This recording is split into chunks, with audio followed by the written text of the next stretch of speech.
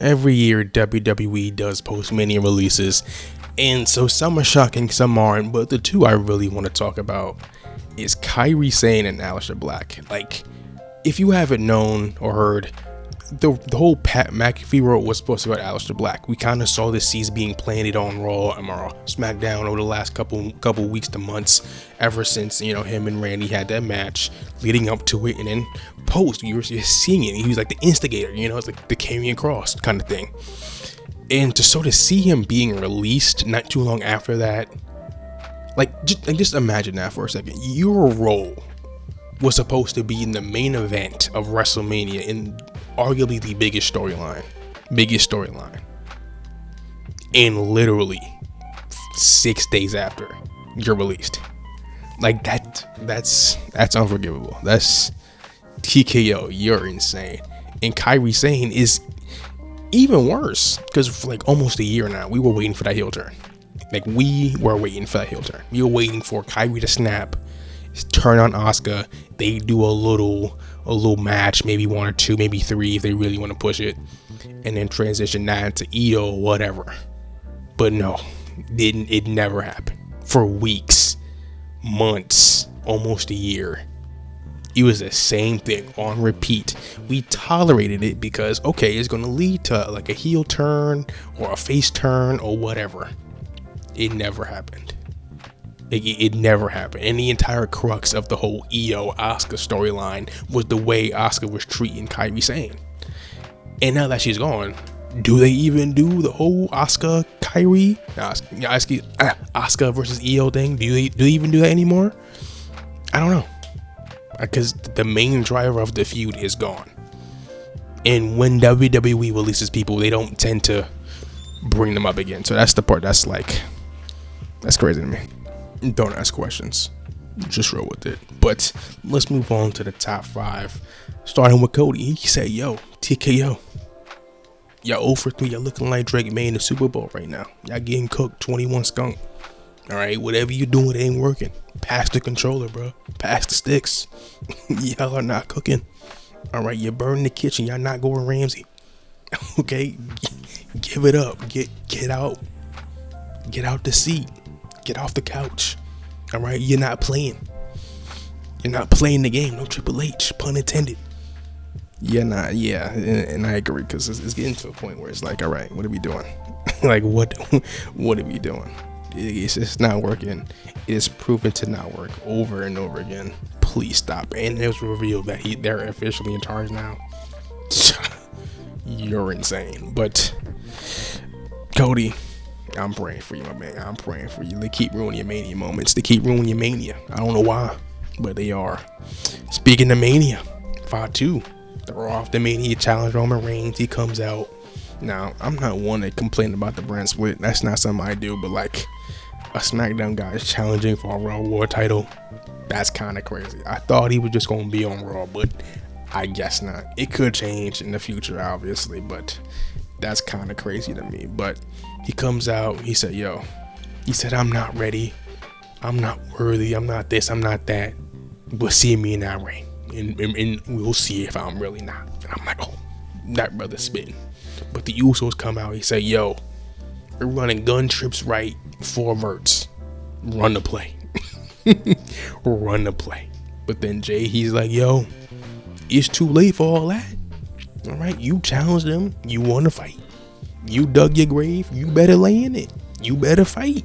You better square up. You better throw hands. And he was low-key spitting like, yo, that's the way they do. That's the way the Samoans do. That's the way they are.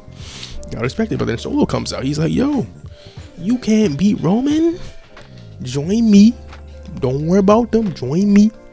All right, join me. I got an army. We gonna jump this man. Okay, looking like the Sakuna raid. All right, like, work with me. And Tom, with the instigating on Silver, he's like, yo, why are we wasting our time? He ain't beating Roman. He can't even beat you. I'm like, yo, he instigated, and that led to a match. Now, granted, he got kicked in the face for it though, but led to a match that it was solid. But in the end, Jacob just looked strong. He just sold everybody, pun intended. But yeah, Fatu, he cooking. They're definitely teasing that bloodline with the Usos, Roman, and Jacob. If that happens, ooh, we are looking rough in a good and a bad way. But speaking of good and bad, let's talk about the Women's United States Championship. On the one hand, it was a good match, right? It showcased how good Julia can be, but for whatever reason, she just can't get over with the crowd. Like, I don't know what it is. I don't know if it's the booking or wrestling or personality. I don't know what it is, but it's just not clicking with WWE or the audience. It's just not working, right? I don't know if it's a US Championship that's doing it, because that has been treated like dirt ever since its inception. And now with Tiffany as champ, maybe it could change. Maybe, I'm not counting on it to change, but it could. But it's just like, man, the way Julia's been treated. I'm hoping like early in the reign, they were giving her chances. She was fighting with fighting with Alexa Bliss, fighting with Charlotte Flair, and looking solid in the process. But like after that, like after like Chamber, she has not been doing anything, and that's insane to me. It's like, I don't know about that. Speaking of things I don't know about, in any other scenario, Danhausen wouldn't be the heel. This man broke into the Miz's crib, stole a trophy, put his name on it, by the way. Like, that's insane. And stole his daughter's bike. And was chilling in his pool. Like, in what other scenario is he the good guy? Like, I know this is wrestling. I get it. But, like, that's insane to me. That is insane to me. But entertaining. I'm loving this. I'm loving comedy, wrestling, comedy feuds. Always have a soft spot in my heart. Everything can't be too serious, all right? And it's okay to have some fun every once in a while, all right? But getting back to business, the call-ups. JC Jane was called up, and the Fatal Influence, they're doing great already.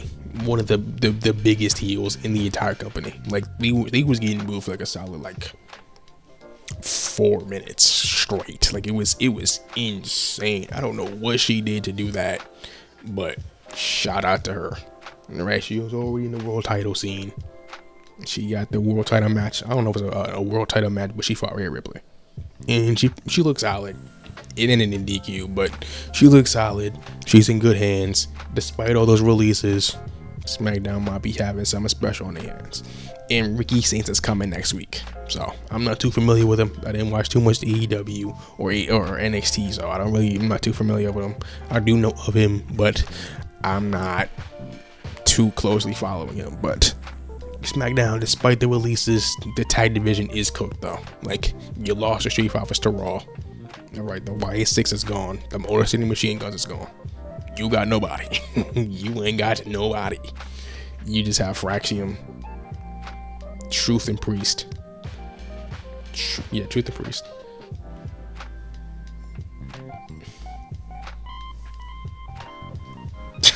That's really it. He ain't really got nobody else. So it's looking rough. Mid card, you lost Apollo Crews, who wasn't on TV anyway, but you mainly just lost Aleister Black. But you get Ricky Saints in his place, so you could have kept both. I wish you could have kept both. You should have kept both, but it's TKO. They don't make sense. Speaking of not making sense, you can do the opposite. You can like the video, subscribe to the channel, hit the noti bell. You could do that. I'm not asking you to, but you could. Please.